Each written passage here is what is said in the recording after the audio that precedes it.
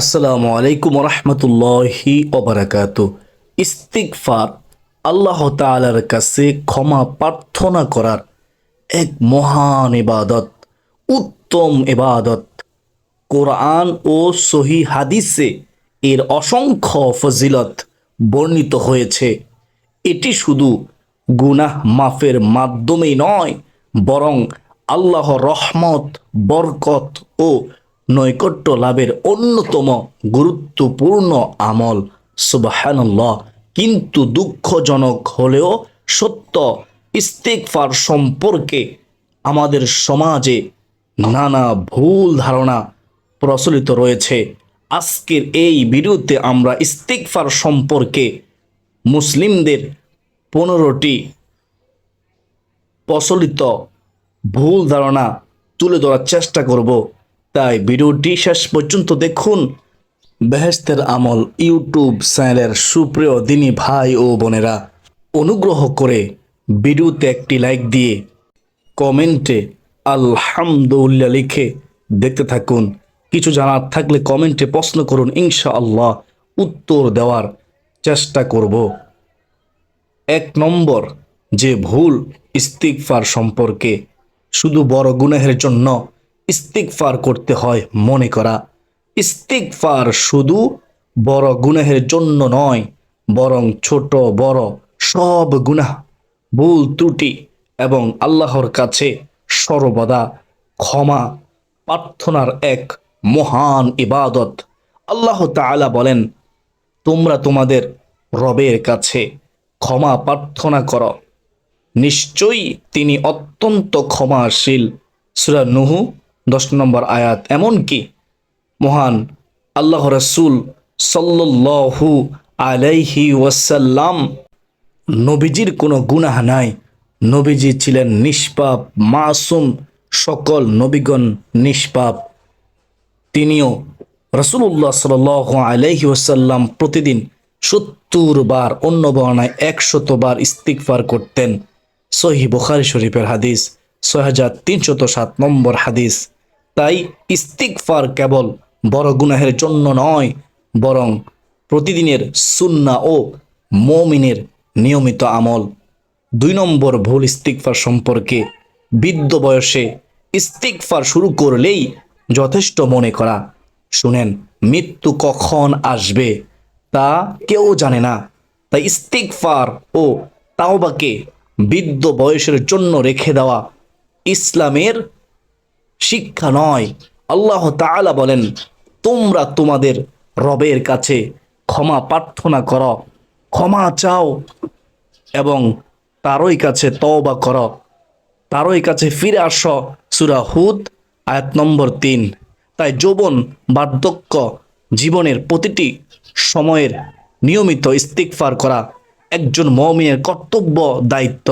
3 নম্বর ভুল, আরবি না জানলে নিজের ভাষায় ক্ষমা চাইলে ইস্তিগফার কবুল হয় না মনে করা। আল্লাহ তাআলা মানুষের ভাষা নয়, মনে রাখবেন, আল্লাহ তাআলা তার আন্তরিকতা ও অন্তরের অবস্থা দেখেন।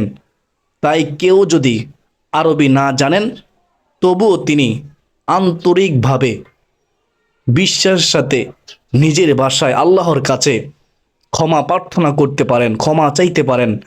আল্লাহ তাআলা তিনি বলেন, আমার বান্দারা যখন আমার সম্পর্কে আপনাকে জিজ্ঞাসা করে, তখন আপনি বলে দিন, আমি তো তোমাদের নিকটেই আছি। আহ্বানকারী যখন আমাকে আহ্বান করে, আমি তার ডাকে সাড়া দেই। সুবহানাল্লাহ।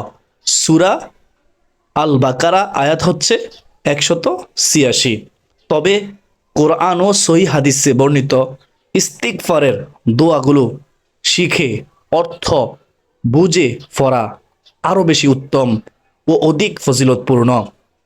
4 নম্বর ভুল, শুধু মুখে আস্তাগফিরুল্লাহ বললেই যথেষ্ট মনে করা। অন্তরের অনুতাপ জরুরি নয় মনে করা। শুনেন, প্রকৃত ইস্তিগফারের সঙ্গে আন্তরিক অনুতাপ, গুনাহ ত্যাগের ইচ্ছা এবং আল্লাহর দিকে ফিরে আসা অনেক জরুরি।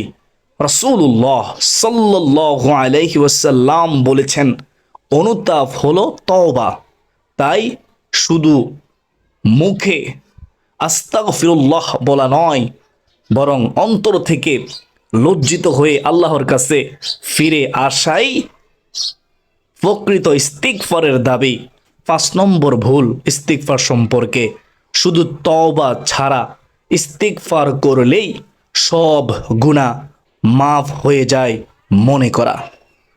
শুনেন, ইস্তিগফারের প্রকৃত উদ্দেশ্য হলো আল্লাহর কাছে ক্ষমা চাওয়া, আর তওবা হলো গুনাহ থেকে ফিরে আসার দৃঢ় সংকল্প করা, ইচ্ছা করা। তাই শুধু মুখে ইস্তিগফার আস্তাগফিরুল্লাহ পড়লেই যথেষ্ট নয়, আন্তরিক তওবা জরুরি। আল্লাহ তাআলা বলেন, তোমরা তোমাদের রবের নিকট ক্ষমা প্রার্থনা করো, অতঃপর তারই কাছে তওবা করো, ফিরে আসো। সূরা হুদ আয়াত হচ্ছে 3। তাই প্রকৃত ক্ষমা লাভের জন্য ইস্তিগফারের পাশাপাশি আন্তরিক তাওবা ও গুনাহ থেকে ফিরে আসার যথেষ্ট চেষ্টা করা। 6 নম্বর ভুল, নামাজ না পড়লেও বেশি বেশি ইস্তিগফার করলেই চলবে মনে করা। ইস্তিগফার একটি মহান ইবাদত, কিন্তু তা কখনো ফরজ নামাজের বিকল্প হতে পারে না। মহান আল্লাহ তাআলা বলেন, তোমরা সালাত কায়েম করো এবং আল্লাহর কাছে ক্ষমা প্রার্থনা করো। অর্থাৎ কোরআনের সালাত ও ইস্তিগফার উভয়ই নির্দেশ এসেছে। তাই কেউ মনে রাখবেন, যদি মনে করেন নামাজ না পড়লেও শুধু বেশি বেশি ইস্তিগফার করলেই দায়িত্ব শেষ, তবে এটি ইসলামের শিক্ষা নয়। 7 নম্বর ইস্তিগফার সম্পর্কে ভুল ধারণা। শুনেন, মৃত্যুর আগে একবার ইস্তিগফার করলেই জীবনের সব গুনাহ নিশ্চিতভাবে মাফ হয়ে যাবে মনে করা। মৃত্যুর সময় বা মৃত্যুর আলামত প্রকাশ পাওয়ার পর তওবা ও ইস্তিগফারের সুযোগ শেষ হয়ে যায়। মহান আল্লাহ তাআলা বলেন, আর তাদের জন্য তওবা নয় যারা সারা জীবন পাপ করতে থাকে, অবশেষে যখন তাদের কারো মৃত্যু সন্নিকটে চলে আসে, মৃত্যু উপস্থিত হয়, তখন বলে, এখন আমি তওবা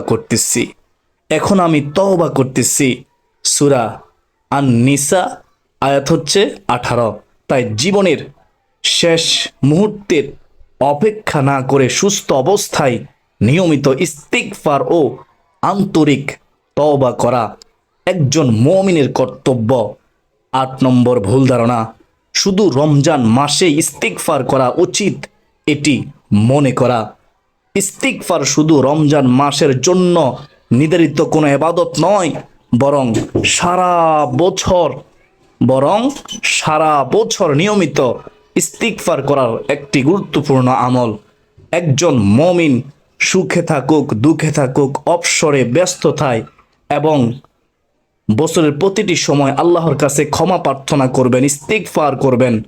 তাই ইস্তিগফারকে শুধু রমজানের মধ্যে সীমাবদ্ধ না রেখে প্রতিদিনের জীবনের অংশ করে নেওয়াই একজন মুমিনের উচিত কর্তব্য। গুনাহ না করলে ইস্তিগফার করার দরকার নেই মনে করা 9 নম্বর ভুল ধারণা।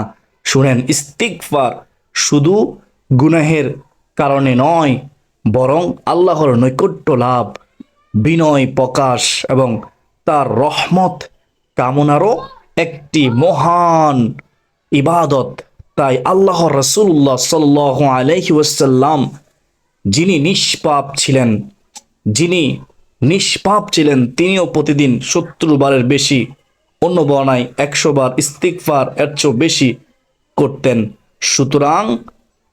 সুতরাং একজন মুসলিমের উচিত সর্বদা মহান আল্লাহর কাছে ক্ষমা প্রার্থনা করা, ইস্তিগফার করা, তওবা করা এবং ইস্তিগফারকে দৈনন্দিন আমলে পরিণত করা।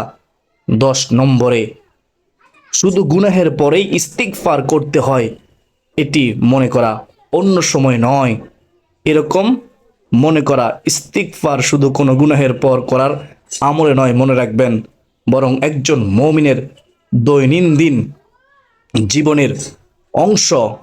মানুষ প্রতিনিয়ত ভুল ত্রুটি করে এবং আল্লাহর রহমত ও ক্ষমার মুখাপেক্ষী হয়, মনে রাখবেন।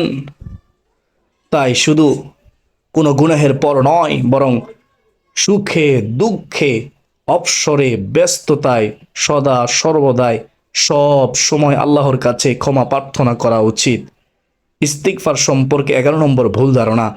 ইস্তিগফার করলে দুনিয়াবি কোনো উপকার পাওয়া যায় না মনে করা। মনে রাখবেন, কোরআনে ইস্তিগফারের দুনিয়াবি উপকারিতার কথাও স্পষ্টভাবে উল্লেখ রয়েছে। আল্লাহ তাআলা বলেন, তোমরা তোমাদের রবের কাছে ক্ষমা প্রার্থনা করো, তিনি তোমাদের উপর প্রচুর বৃষ্টি বর্ষণ করবেন, ধন সম্পদ ও সন্তান সন্ততি বৃদ্ধি করবেন এবং তোমাদের জন্য বাগান ও নদী দান করবেন। সূরা নূহ 10 থেকে 12 নম্বর আয়াত। ইস্তিগফার শুধু আলেম বা খুব ধার্মিক মানুষের জন্য মনে করা 12 নম্বর ভুল ধারণা। ইস্তিগফার কোনো বিশেষ শ্রেণীর মানুষের জন্য নয়, মনে রাখবেন, বরং সকল মুসলমানের একটি গুরুত্বপূর্ণ ইবাদত।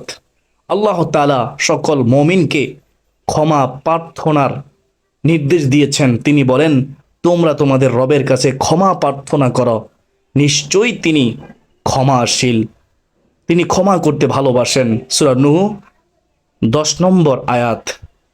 তাই সাধারণ মুসলিম হোক বা আলেম, সবারই নিয়মিত ইস্তিগফার করা উচিত। 13 নম্বর ভুল ধারণা ইস্তিগফার সম্পর্কে। ব্যস্ত জীবনে ইস্তিগফারের সময় নেই বলা বা মনে করা, আমার ইস্তিগফার করার সময় নেই, আমি ব্যস্ত, এরকম মনে করা। ইস্তিগফারের জন্য সব সময় আলাদা করে বসতে হয় না। মনে রাখবেন, চলতে ফিরতে, কাজের ফাঁকে ফাঁকে এবং অবসর সময়ে আল্লাহকে স্মরণ করা যায়, ইস্তিগফার করা যায়। রাসূলুল্লাহ সাল্লাল্লাহু আলাইহি ওয়াসাল্লাম নিজে উম্মতের নেতা, রাষ্ট্রপ্রধান ও নানা দায়িত্বে ব্যস্ত থাকা সত্ত্বেও প্রতিদিন 70 বারের বেশি, অন্য বনে 100 বারের চেয়েও বেশি ইস্তিগফার করতেন। সুবহানাল্লাহ। সহিহ বুখারী শরীফের হাদিস 6307 নম্বর হাদিস।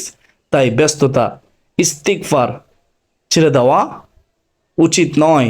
ব্যস্ততা অজুহাতে ইস্তিগফার ছেড়ে দেওয়া উচিত নয়, বরং প্রতিদিনের জীবনের অংশ হিসেবেই এটি নিয়মিত করা উচিত, ইস্তিগফার করা উচিত। ইস্তিগফার সম্পর্কে 14 নম্বর ভুল ধারণা। 14 নম্বর হচ্ছে, একই গুনাহ আবার হয়ে গেলে ইস্তিগফার আর গ্রহণ করা হবে না, কবুল করা হবে না মনে করা। শুনেন, কোনো ব্যক্তি যদি গুনাহ করার পর আন্তরিকভাবে আল্লাহর কাছে ক্ষমা চায় এবং পরে ঈমানি দুর্বলতার কারণে আবার সে গুনাহে লিপ্ত হয়, তবুও তার জন্য তওবার দরজা বন্ধ হয়নি। রাসূলুল্লাহ সাল্লাল্লাহু আলাইহি ওয়াসাল্লাম বলেছেন, এক বান্দা গুনাহ করে ক্ষমা চাইলে আল্লাহ তাকে ক্ষমা করেন, সে আবারও সেই গুনাহ করে ক্ষমা চাইলে আল্লাহ আবারও ক্ষমা করেন। যতবার সে আন্তরিকভাবে তার কাছে ফিরে আসে, ততবার মহান আল্লাহ তাকে ক্ষমা করেন। তাই একই গুনাহ আবার হয়ে গেলে ইস্তিগফার আর কবুল হবে না, এ ধারণার কোনো ভিত্তি নেই। মনে রাখবেন, ইস্তিগফার সম্পর্কে 15 নম্বর ভুল ধারণা। ইস্তিগফার করলে চেষ্টা বা আমল ছাড়াই সব সমস্যা অলৌকিকভাবে সমাধান হয়ে যাবে, এটি মনে করা। শুনেন, ইস্তিগফার আল্লাহর রহমত, বরকত ও সাহায্য লাভের একটি গুরুত্বপূর্ণ আমল, শক্তিশালী আমল। তবে ইসলাম মানুষকে চেষ্টা ও বৈধ উপায় অবলম্বন করারও নির্দেশ দিয়েছেন। আল্লাহ তাআলা বলেন, মানুষের জন্য তাই রয়েছে যার জন্য সে চেষ্টা করে। সুবহানাল্লাহ। সূরা আন-নাজম আয়াত হচ্ছে 39। তাই শুধু ইস্তিগফার করেই কোনো চেষ্টা বা কর্ম ছাড়া সব সমস্যার সমাধান আশা করা ইসলামের শিক্ষা নয়। একজন মুমিন, একজন ঈমানদার মহান আল্লাহর উপর ভরসা করেন, বেশি বেশি ইস্তিগফার করেন এবং একই সঙ্গে বৈধ উপায়ে সর্বোচ্চ চেষ্টা করে থাকেন। প্রিয় ভাই ও বোনেরা, ইস্তিগফার শুধু একটি জিকির নয়, বরং এই ইস্তিগফার এটি মহান আল্লাহর কাছে ফিরে আসার, গুনাহ থেকে মুক্তি পাওয়ার এবং তার রহমত ও ক্ষমা লাভের অন্যতম শ্রেষ্ঠ ইবাদত। তাই ইস্তিগফার সম্পর্কে প্রচলিত ভুল ধারণা, এই ভুল ধারণাগুলো দূর করে কোরআন ও সহিহ হাদিসের আলোকে এই মহান আমলকে আমাদের দৈনন্দিন জীবনের অংশ করে নেওয়া উচিত। আল্লাহ তাআলা আমাদের সবাইকে আন্তরিকভাবে বেশি বেশি ইস্তিগফার ও তওবা করা তৌফিক দান করুন এবং আমাদের সকল গুনাহ ক্ষমা করে দিন। সকলে বলি আল্লাহুম্মা আমিন ইয়া আরহামার রাহিমিন।